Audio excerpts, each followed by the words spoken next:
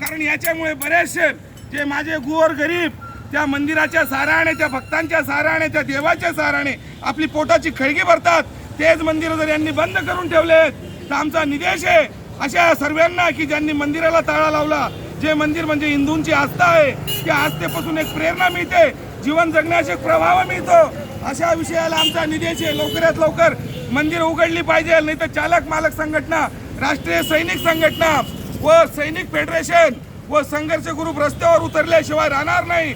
जर यांनी दारूचे दुकानं चालू करून या सरकारला महसूल पाहिजे असेल तर मी सांगतो सकल महाराष्ट्राचे सर्व शेतकऱ्यांना गांजा पेरण्याची परमिशन द्या, असे या सरकारचा आम्ही निर्देश करतो। आणि मंदिरं लवकरात लवकर उघडली पाहिजे या शासनाला आम्ही सांगतो।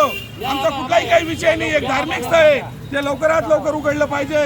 या धार्मिक स्थळासाठी जर तुमच्याजवळ जागा नाही तर आम्हाला आमच्या मनात पण तुमच्याबद्दल जागा नसेल। या धार्मिक स्थळाचा विचार या सरकारने, या त्रिकोणी सरकारने केला पाहिजे असं आम्ही परत एकदा चालक मालक संघटना, राष्ट्रीय सैनिक संघटना, संघर्ष ग्रुप, सैनिक फेडरेशनच्या वतीने निषेध करतो। आणि लवकरात लवकर हा विषय यांनी अंमलात घ्यावा आणि जेवढे पण सकल महाराष्ट्रात मंदिर आहेत, प्रत्येकाचं आराध्य दैवत आहे, त्यांचे ताले उघडले पाहिजे आणि त्या देवळात जाऊन दर्शन करू दिले पाहिजे।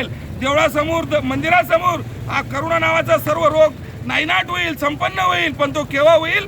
तुमचे मन साफ राहतील। तुम्ही मंदिराला ताले लावले, तुमच्या मनाला ताले लावले, तुमच्या मनाचे ताले खोला, त्या मंदिराचे ताले खोला आणि आपले आराध्य दैवत श्रीपाद श्री दिगंबरा दत्त महाराज जरूर जरूर चांगलं करतील, या महाराष्ट्राच्या सर्व जनतेचा ते विचार करतील। म्हणून माझं परत एकदा सैनिक फेडरेशनच्या वतीने, राष्ट्रीय सैनिक संस्थाच्या वतीने या सरकारला वंदन आहे। आम्ही चाळीसगाववासी, आमचे भूषण पाहुणे आणि टायकरी मायकरी संघटना, सर्व भजनी मंडळी या गोष्टीचा निदेश करत आहे आणि मंदिर खोलण्यासाठी यांना आम्ही निदेश करत आहोत। यांनी लवकरात लवकर मंदिर खोललं पाहिजे। बोलो सद्गुरू साईनाथ महाराज की जय।